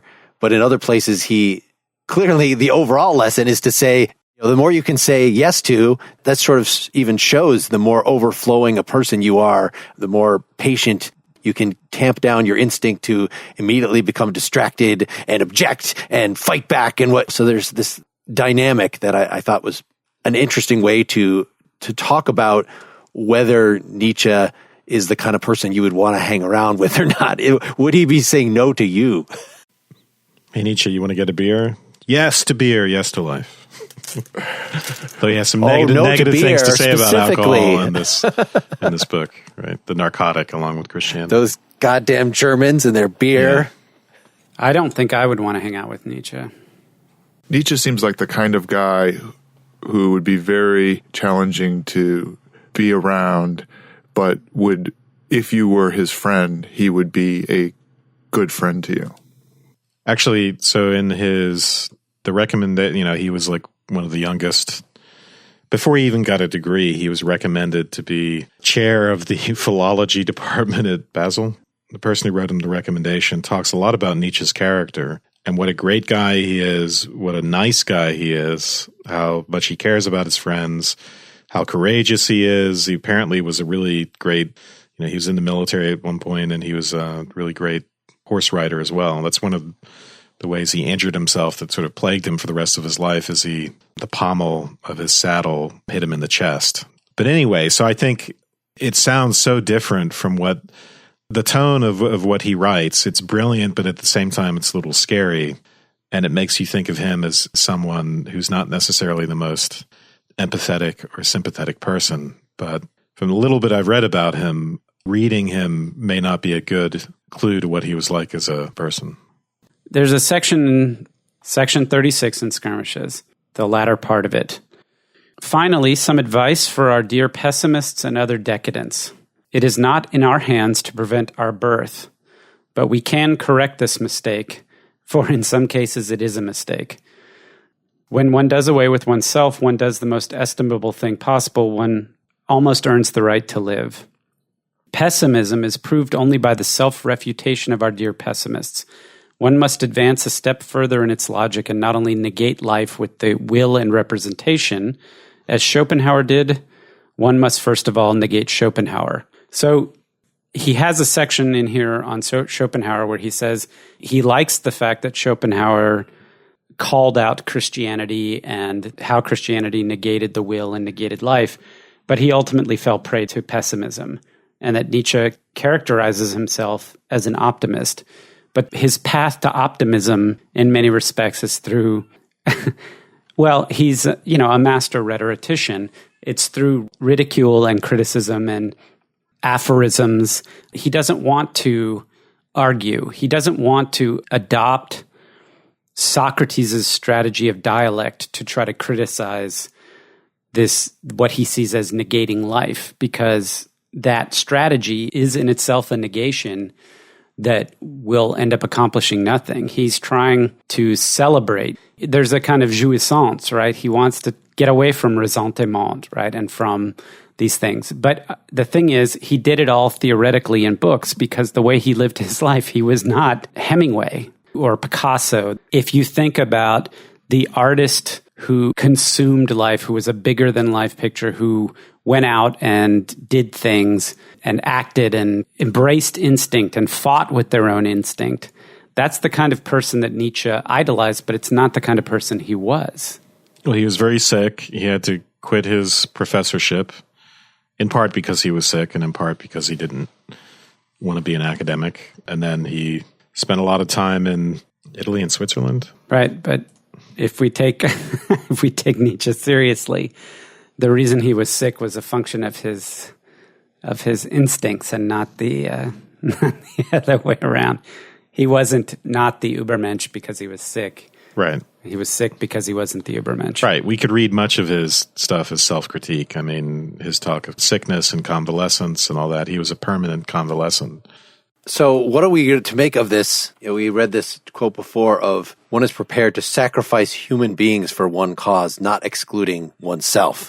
It was very hard for me this week not to be thinking of all these scandals involving people in the entertainment industry doing obnoxious things to women. So when I was originally taught Nietzsche, this idea of the system of weights, that value is not something that is univocal across somebody's characteristics, that it is perfectly fine.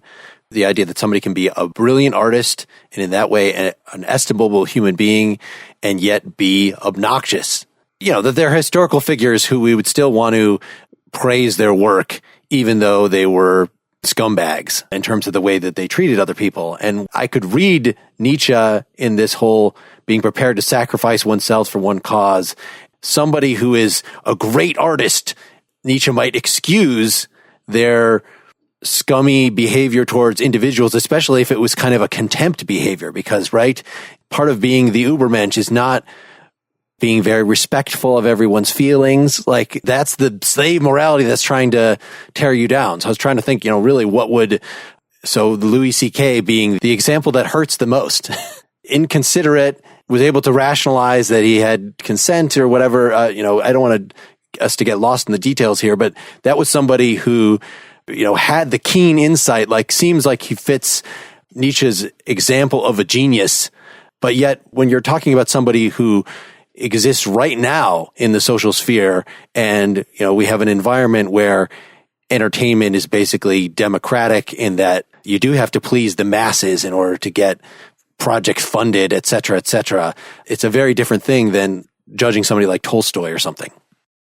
I think pretty obviously being a great genius, which I think Louis C.K. is, and I thought about him too, reading this, doesn't mean you're going to be a perfect person or a great person or even a good person. I mean, I think in Louis C.K.'s case, part of what hurts is he seems particularly self-aware, and I don't think that's changed by any of this. I don't think people's compulsive behavior, or even if it turned out he had done something criminal, if it turned out he had gotten into a fight in some point in his life previously and maybe had committed manslaughter, even terrible things that people do or we might do, that's just part of the mix. That's part of a mix of a lot of different conflicting good stuff and bad stuff. And sometimes the bad stuff is very bad. But I think we can hold together all those things in one bundle. It's all too human, right?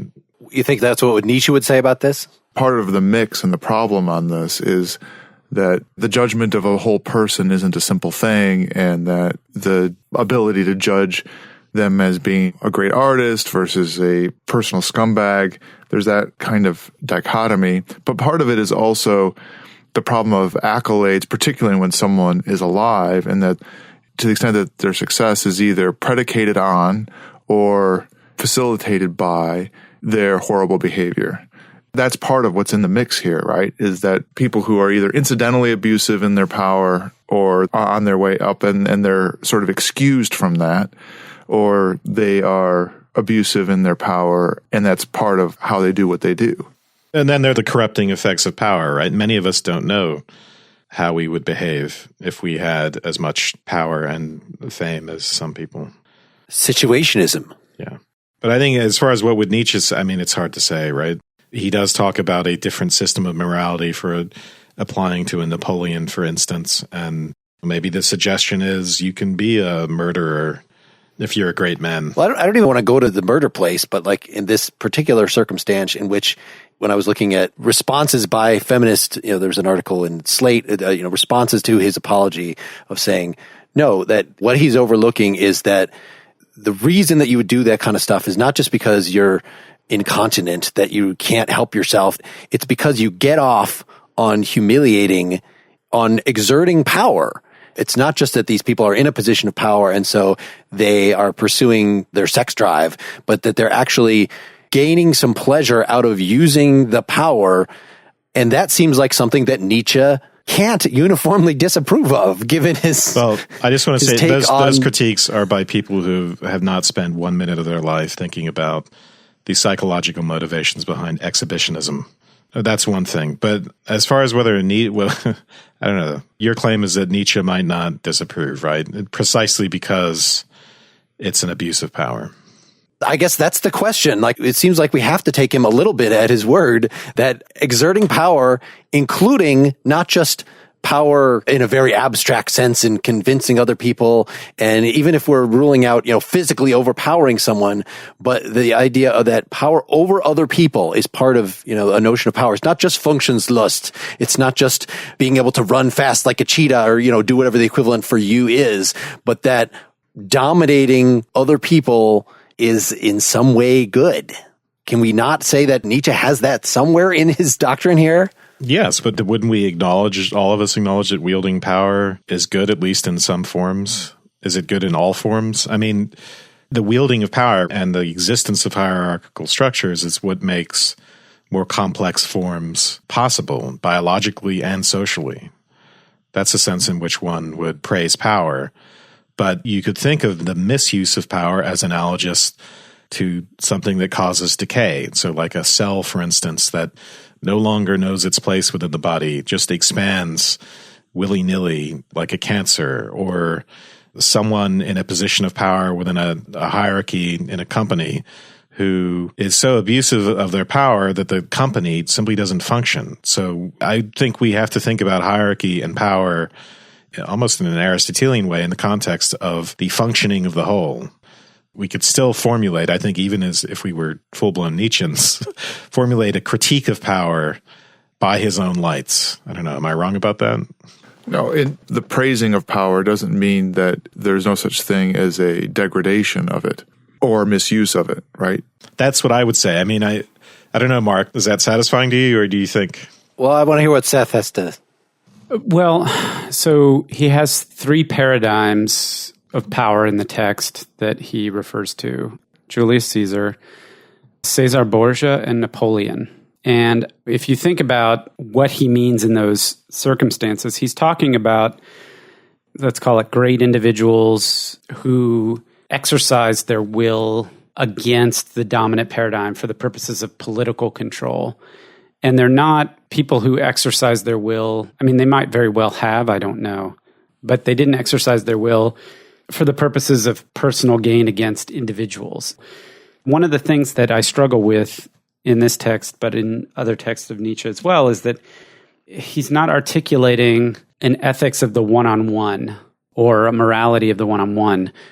And I don't think that Nietzsche would be explicitly in favor of just violent exploitation of people who are less powerful on the basis of their lack of power, versus saying, okay, I have vision, I have power, you don't. And so I'm going to somehow articulate a social structure or political structure or an economic structure in which I drive things forward.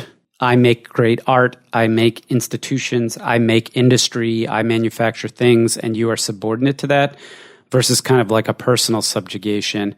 I mean, as misogynistic as Nietzsche is and comes across, it's misogyny that's based out of a stereotype of the feminine against the masculine, and it's not the misogyny of violence against women for the sake of emboldening masculinity, which is kind of what we're used to seeing. I have a hard time putting him in that same camp. So I did, as we were going through, highlight the various aphorisms about women. I don't think we have time to really go into it, but I became satisfied with a way of responding to his really terrible attitudes with regard to women by saying that it's kind of like his attitudes towards Christianity, in that he's giving and this is just repeating the way I characterized this in our very first Nietzsche episode on him, but he's characterizing Christianity in a certain way. So if you are a Christian, but you can understand, and like Ricoeur, we read since then, gives this, say, hey, I'm Ricoeur, I'm a Christian, and I think we have to take Nietzsche seriously and make sure that our kind of Christianity is not a life-despising Christianity. So I think there's a way to still remain a Christian. And so the same thing, I think, when he's even is complaining about women, one can charitably try to interpret that as he's complaining about a certain model of femininity. Right. And he even explicitly says, much like in our recent Vertigo episode, that men created this version of femininity. Woman is created out of man's ideal, sort of reversing the Adam and Eve story. Yep. So. Right. So if man has created this stunted creature, then it is right for him to rip on how it's a stunted creature and to want women, biological women, to no longer fall into that stereotype.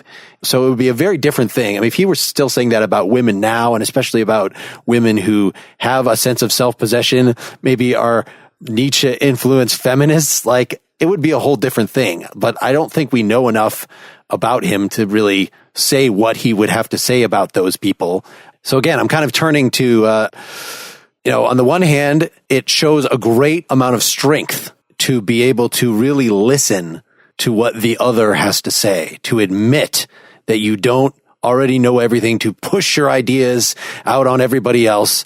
And so this is exactly what the whole dynamic, the way that Louis responded to the scandal is, I need to do.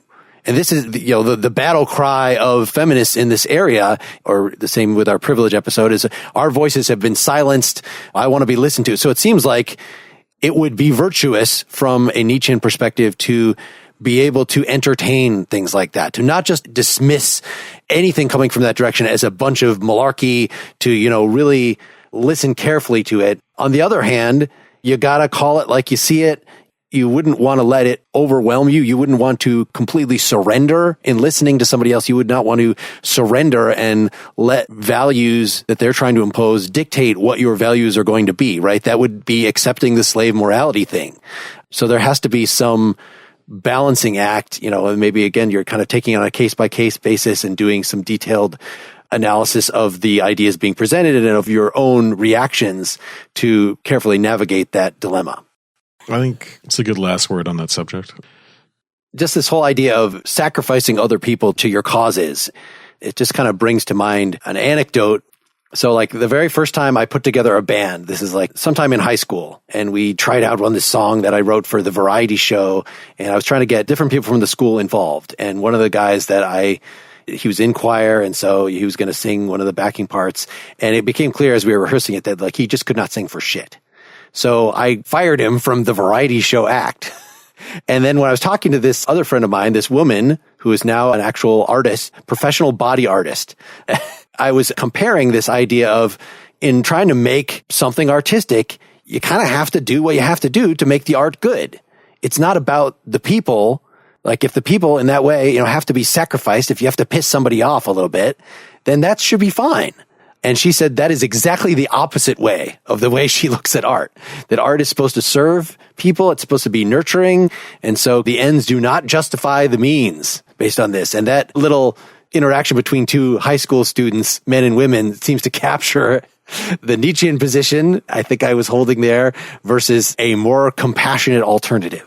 Wait, so art as self-expression versus art as something altruistic? Is that the... Not altruistic, I took it, but art as validating and nurturing of those participating in the art as well as those experiencing the art.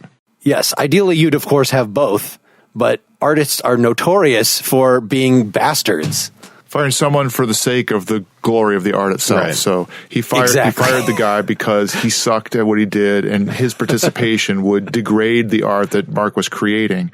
And Mark, as the Ubermensch for the creation of that art, was the one in charge and wielding his power with the appropriate sense of power. He fired that guy's sorry ass and got somebody in there so that they could have the proper high school demonstration. Well, the question becomes for me, like, how do you distinguish and draw the line between, quote, capital A art, unquote, and, quote, capital G God, unquote? And does art function, does the concept of art, the abstract transcendent notion of art, the Platonic notion of art that Mark was striving towards, function in the same sense here as the notion of God? Is it the empty and thin concept of art at the end? It's only if you inhabit that art as lived experience, the actual notes, it's not art abstract, it's this song, Mark. You needed this song, this performance in front of this audience at this time. That is what's important. Yeah, artists are notoriously bastards. They treat their families like crap often. Nietzsche, I think, is going to justify that even though he has this section on arts for art's sake, which is a little more measured than what we're saying here. Well, he objects to that idea. But in Skirmishes, the large part of that is about aesthetics and art in the beginning. We could read that section So he argues in that section, he says, nature estimated artistically is no model.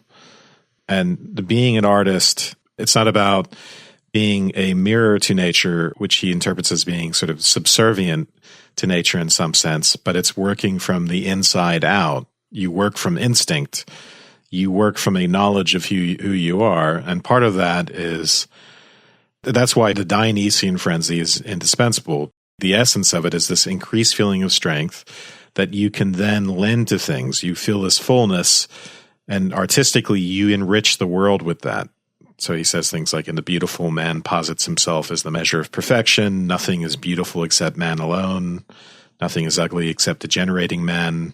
So he's countering the Schopenhauerian interpretation, which comes out of Kant, as the aesthetic being this relief from this negation of the will, or being relieved from will or appetite, right? If you remember from the Kant episode, the whole idea of our feeling of appetite towards an actual apple versus the aesthetic experience of the apple as something beautiful and something that therefore transcends appetite. For Schopenhauer, we get rid of the will in that moment when we aestheticize. Nietzsche wants art to be more like the Platonic erotic contest. He appeals to Plato's notion that art is inherently sexual in some way and that it always incites procreation. The lesson of all that is that he's against any moralizing tendency in art. He's against putting messages in art. But that doesn't mean it's simply aimless. Art should be a stimulus to life. It should glorify it. It should strengthen life-affirming valuations, even when the subject matter is tragic. So when it's tragic, and this is also a really interesting thing that I hope we follow up on in future episodes, the aesthetics and especially the tragic, but the significance to him is that in tragedy, which seems like it's, how does that glorify life when it's about the bad things? For Nietzsche, it glorifies courage and freedom in the face of calamity and in the face of powerful enemies, and celebrates our resilience to that, celebrates what is our willingness to suffer in the face of that and go on. So now I'm trying to think about how to connect it back to what you were saying. Well, maybe we'll have to finally read Dewey's book on art or something, but I think we're kind of getting at the distinction between art for art's sake could be kind of a form of religion. And that is kind of, I think, the native way that I might have been thinking about it at age 16, is that like, this is the glorious thing. Not that I really think it's going to persist through all eternity, not that I'm really that pretentious about what I was creating, but just that when you are doing art, you kind of go to a special place and it kind of has a realm of its own, and strictly sociological matters should be kept out of it. Like, it doesn't really matter ultimately who gets to contribute. The whole idea of we're doing art as a classroom and everybody gets to, let's put on a play as a classroom and we'll attribute the roles by lot because we don't want anybody to feel left out. Just these kind of things that are done educationally to make art fun for kids, say that is totally against the purpose of art at all.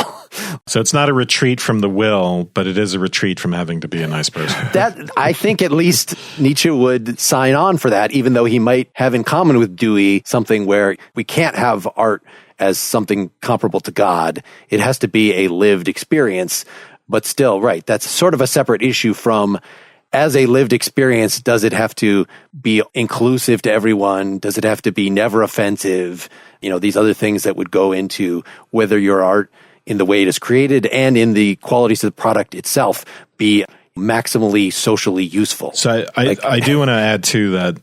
So Nietzsche is willing to use this word spiritualize, right? And in spiritualizing the instincts, that's what art does ultimately. The sublimation aspect is really one of the most important parts of it. So we could still have something spiritual that's not religious in the sense in which he objects, in the sense that it brings in all this otherworldly stuff, the stuff that exists outside of life and lies underneath appearance, but rather embraces appearance, embraces the aesthetic. Yeah, and to me, this makes me think about the title, Twilight of the Idols, as being the end of God, the end of the things that we worship, but also back to the foreword, the last paragraph, this little work is a great declaration of war. And as far as sounding out idols is concerned, this time it is not contemporary idols, but eternal idols that are being touched here with a hammer as if with a tuning fork. And at the end of the book, Nietzsche calls himself the hammer. But I think we need to understand that not simply in the terms of a hammer being something that could be used to wreck or destroy, but in the case of a hammer striking a tuning fork, and a hammer being something that causes something to sing. An exploratory instrument that we're hammering on the idol to see if it's hollow, to see if it makes a squelchy sound. Yep. I'm trying to remember what the quote is, the intestinal... About what?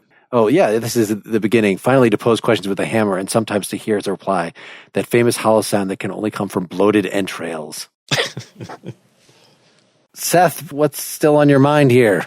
Well, we just touched on the notion of subjugation by taming versus subjugation by breeding, the law of Manu and what he was talking about in the Indian caste system. We didn't really get to that, because in there he brings up the idea in the section on what Germans lacked about culture versus state, and the idea that there's an antagonism between you can have great culture or you can have all your energy expended in politics, but you can't have both.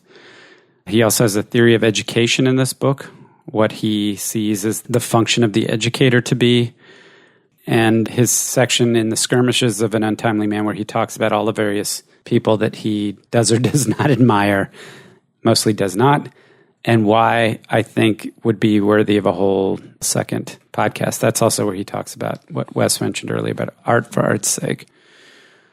Anyway, I'll just reiterate, it's an immensely rich book, made richer by your previous reading of other Nietzsche works, as well as an understanding of particularly Plato, Schopenhauer. I don't think you need to know, Goncourt, and some of the other folks that he criticizes to be able to get a lot out of this book. But, I think there are key themes that are very Nietzschean themes that show up here that I think in some sense, when I compare this to the aphoristic style of Beyond Good and Evil, it's more difficult to, again, I'll go back to this idea that he ironically comes across in some sense as a systematizer, or at least trying to systematize his own thought from his other works and bring some kind of themes to bear. And that in that sense, it makes him less prone to misinterpretation and citation, the way that his aphoristic style in some of his early books is. But at the same time, perhaps exposes him somewhat as a hypocrite And there's a whole section in here where he says hypocrisy is dead because nobody stands for anything anyway. So you can't actually be a true hypocrite anymore. The good old days. Because they're lying to themselves as well. So yeah. So that's kind of my summary there. Yeah, many of those topics you brought up would have been more interesting than my little story about my band. So I'm glad I took 10 minutes of our time for that. I don't feel like you guys took the bait or were as interested as I was in what he would have to say about things now. Maybe a good next step with Nietzsche is to read The Will to Power. I mean, I know that's just a bunch of notes that were cobbled together by his sister after he was dead in a way that he probably wouldn't have even approved of. But still, I think some of what we were skirting on the edge of here was how the idea of the will to power adds to what we were talking about in terms of spiritualizing the instincts, and maybe talk a little more in light of that about him as a social critic. It was hard to tell. I think one thing we didn't really get it completely into, we talked about how you can't really condemn individuals because they're all determined because of determinism. Well, in the same way, right, he was saying degeneracy is inevitable. Decadence is inevitable. It is a progress, in fact. And so it seems like in the same way, critiquing that, you can't tell the German people, be more vigorous. That doesn't do anything in the same way you can't tell an individual to imitate Christ or imitate Nietzsche or anything you want. So he's just a very different sort of social critic, since he's so fatalistic in this way, than anybody that I see on the modern scene now. And I think I would find it very unpleasant and unhelpful. If somebody put out a newspaper article, just think of specific things. He talks about political parties in this way. It's not that the political party made this mistake and therefore it is in disarray. It made this mistake because it's in disarray. People have been saying that about both the Republican and the Democratic parties of late. The only reason they produced those candidates is because they're already screwed. But that is a very unhelpful thing to put in a political editorial, say, and it frustrates me immensely. I don't like that approach. I like something a little more constructive. And I don't know if Nietzsche, given his worldview, can be much more constructive than he actually is. Dylan, anything else?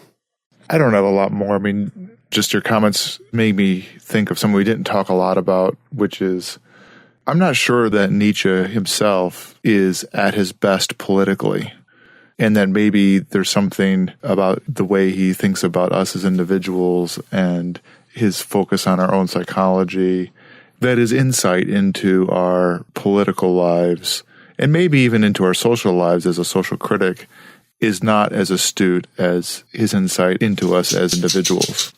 Yeah, I think that's a good point. And maybe that's why we cannot figure out exactly what he would say about Louis C.K. acting that way about the women, because first of all, he wasn't writing an advice column like that. He's not making that kind of judgment about moral actions at that level of granularity, but also just because he's socially inept and didn't think about these things in that level of detail. That's just not sort of where his interest lay, that he has some dismissive things to say about, oh yeah, the more the society emphasizes politics, the less they're going to emphasize culture.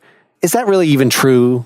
I feel like he's, as you're saying, he doesn't have a special insight when he's discussing the specifically political in that way. I mean, I think he probably was reacting appropriately to what counted as political in his day, which is, as he says, Deutschland, Deutschland über alles. If that's what the politics is, just these people chanting this drivel, then yeah, you should just want nothing to do with it. Well, he's criticizing, the German focus on power and power politics, economics, world trade, parliamentarism, military interests. That sort of, he thinks, crowds out culture. And I'm not sure that he's wrong about that. If the function of your society becomes to produce, look at the meritocracy in America today, and then how culturally shallow we are, at least I think. I think the whole focus on success and producing meritocrats inevitably leads to a kind of shallowness. People go to school to get good jobs. They don't go to school to become noble spirits, as Nietzsche would put it. And something is lost in that. But I think the whole German thing, I think Nietzsche called him the most important anti-nationalist philosopher in history. And I mean nationalism in Orwell's broad sense, to take another great anti-nationalist, of a kind of chauvinistic identification with any group. And I think what's important about his critique of morality is that morality is the mechanism of that chauvinistic identification. You simply have to point to other groups as uncivilized, as animal, as immoral. That's the way you can induce people, for instance, into mass violence. You create this sense of one's own group being morally superior and the other group being subhuman in a way that doesn't even make them worthy of moral consideration. And in many cases, they've earned that subhumanity supposedly by being inherently immoral beings, by being rapacious or greedy or undermining of the state, unpatriotic, all those things. So morality can be a really, really terrible weapon. And that's why I think Nietzsche's critique is tremendously important, and it's tremendously important to anyone who is a foe of nationalism in the broad sense and to all of the things to which it leads. Spinoza, by the way, I think is in that same club. I think what we saw in his Tractatus was a critique of the ways in which religious doctrine and doctrinal disputes are used for power politics and for all the terrible violence and the sorts of things that result from that. Beyond that, I have one more. I just want to read that part of the letter, the recommendation letter that I read earlier about his character. So written by a professor as a recommendation for this professorship. Here's a little excerpt. He's now 24 years old, strong, vigorous, healthy, courageous physically and morally, so constituted as to impress those of a similar nature. On top of that, he possesses the enviable gift of presenting ideas, talking freely, as calmly as he speaks, skillfully and clearly. He is the idol, and without wishing it, the leader of the whole younger generation of philologists here in Leipzig, who, and they are rather numerous, cannot wait to hear him as a lecturer. You will say I describe a phenomenon. Well, that is just what he is, and at the same time pleasant and modest. Also a gifted musician, which is irrelevant here. So, of course, it's a recommendation letter, right? So we know it could be overblown, could be hyperbolic. It's the kind of thing that I was just actually surprised by reading. I think of him as that guy who was really sick, writing his books, isolated, and then ultimately who went nuts and was incapacitated for 10 years until he finally died. Yeah, part of this being socially maladjusted is just kind of being shy. I don't know from what you read that he's actually shy, but like unleashing a fury in his writing that is not there in the way he's talking to people. So even if I'm asking, like, is he a jerk? Like, I'm not really asking, is he a jerk personally? I'm asking, is this writer persona that's deigning to judge the world and everything around him, is that too snarky for its own good? And I think it's just snarky enough. All right. Next time we are going to talk about William James psychology. We're going to be focusing on the briefer course, that is a distillation of his Principles of Psychology from 1890. Please tell us what you want us to talk about. Email us at pel@partiallyexaminedlife.com. If you really enjoy this, we could use your rating or review on the iTunes store or at Stitcher or wherever you listen to this. And by all means, spread the word. Send a link to this episode or other ones that you might enjoy to your friends. I think maybe they'll fall in love with philosophy. You can make it happen. You can exert your will on others to make them more subtle thinkers. Hey folks, don't forget the Partially Examined Life 2018 wall calendar is available for purchase at partiallyexaminedlife.com/store. Our closing song today is called Oblivion. It's again by our chief editor, Tyler Hislop, also known as Sacrifice, interviewed on Nakedly Examined Music episode 24, and it was written specifically for this episode. Hope you like it. All right, good night, everybody. Good night. Good night.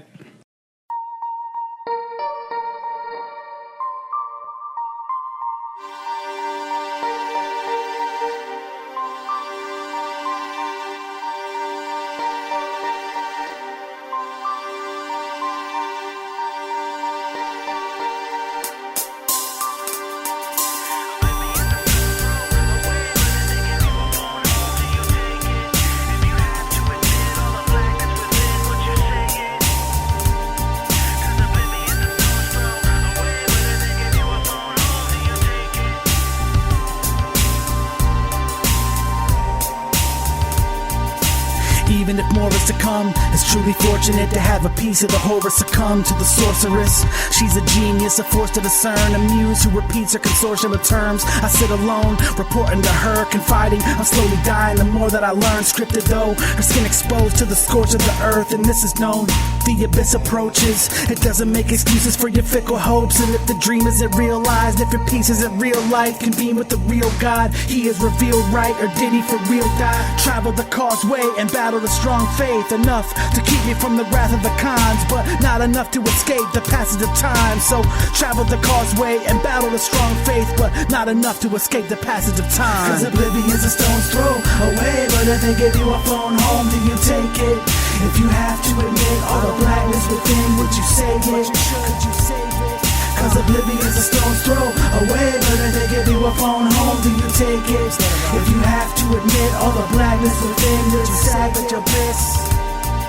There could have been nothing, I guess. There should have been, that something just doesn't connect. Do we trust in the head or trust in the flesh? A dream swept me up, I confess, I wasn't impressed. We discussed it and yet the scene was disgusting, a mess. Something no one could expect, one to the chest. The need to jump from the ledge, I understand though. Without your demons you can't grow, but with your demons you're strangled. I paint the master on the canvas, the parchment's a slave to the dark in the cage. At least I left my mark in the cave, but understand this, some things don't belong on the page. And mirrors get you lost in the maze, we're off to the race. The cost is insane, so nothing fancy, just what I saw in your gaze. So travel the causeway, no restraints needed. All I ask is you stay seated. Cause oblivion's a stone's throw away, but if they give you a phone home, do you take it? If you have to admit all the blackness within, would you save it? Could you save it? Cause oblivion's a stone's throw away, but if they give you a phone home, do you take it? If you have to admit all the blackness within, would you sag at your bliss? Cause oblivion's a stone's throw away, but if they give you a phone home, should you take it? Could you take it?